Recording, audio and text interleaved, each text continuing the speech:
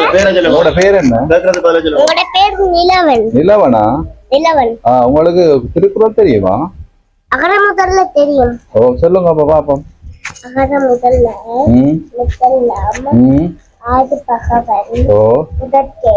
ஓ உலகு. உலகு. ரெண்டாவது சொல்லுங்க பாப்போம். கற்க. ஓ கற்பவை.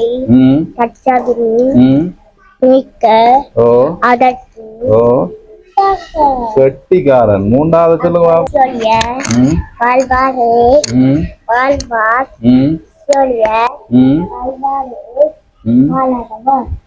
அஞ்சாவது தமக்குடியார் அன்புடையார் வேற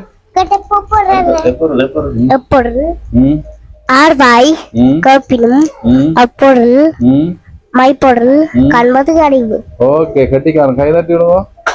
எப்பொருள் ஆர்வாய் நன்றி.